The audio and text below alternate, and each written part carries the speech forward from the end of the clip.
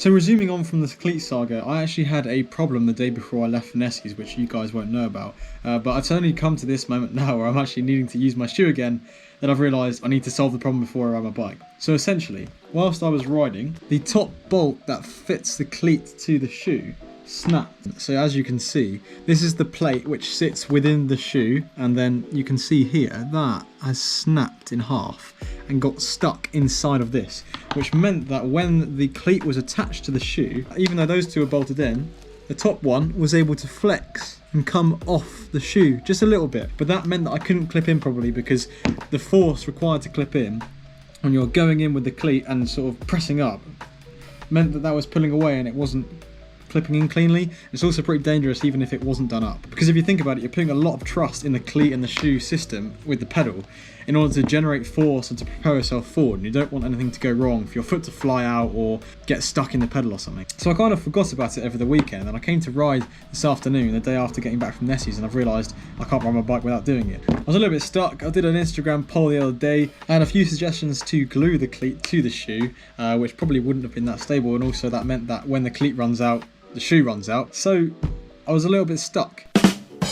However, I've just got a pair of nail clippers and I just needed something which had a very tight force that was metallic to grip onto this thread and start twisting, and as it turns out, I'm able to do so.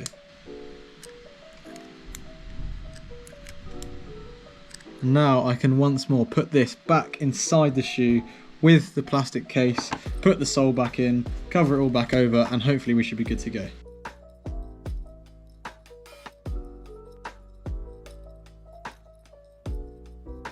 And there you have it. So I've managed to salvage the shoe and the cleat, and thankfully I can keep running these old school Shimano basic plastic sole shoes which have kept me going for over 4 years now. I will not be forced to upgrade my shoes, when in reality these do the job perfectly fine. Yes, I could probably have some marginal gains if I bought a £200 or £300 pair of carbon shoes with carbon stiff soles and BOA dials and all the sleek aerodynamics, or lightweight shoes, but you know what? These for 45 quid 4.5 years ago are still going strong.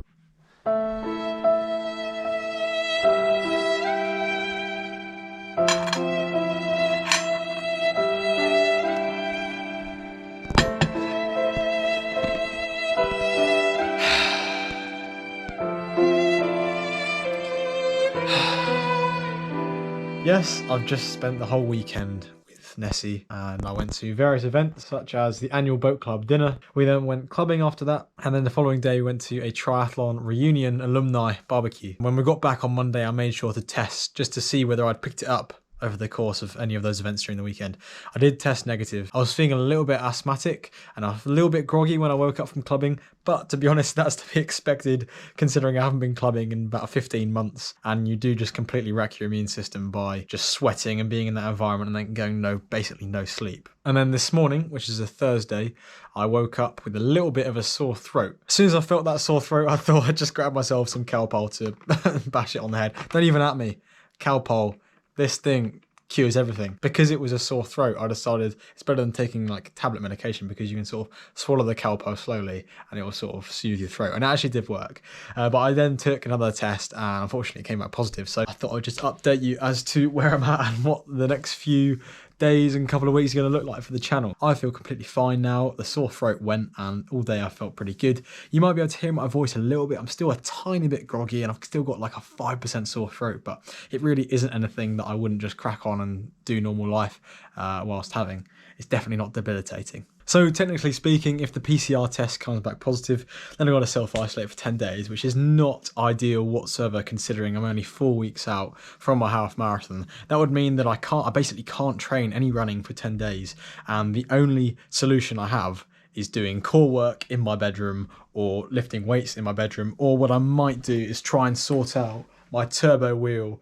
I do have a turbo trainer, so there's no excuse logistically for me working out a way of getting my Monda, swapping the wheel over or swapping the cassette over. I've got the tools now and whacking it on the turbo and doing some turbo sessions just to try and maintain some fitness, or at least mitigate the dramatic loss in fitness that I would experience over 10 days. And obviously I can bounce back with the month of training. But yeah, I thought I'd just update you a little bit. It might be a good opportunity to start making some more videos and some different content on the channel, some more discussion videos about maybe training or just other things that I'm interested in. And I'm also going to put a lot of time and effort into some side projects that I've got going on at the moment. But one of the main focuses for me, aside from that, really is the Team Surrey Triathlon. I'm really getting on top of that. So if you aren't following already, go onto Instagram and follow University of Surrey Cycling and Triathlon. Expect a few different videos from me in the next couple of weeks, but I'll have all the time in the world to make videos, so there's no excuse.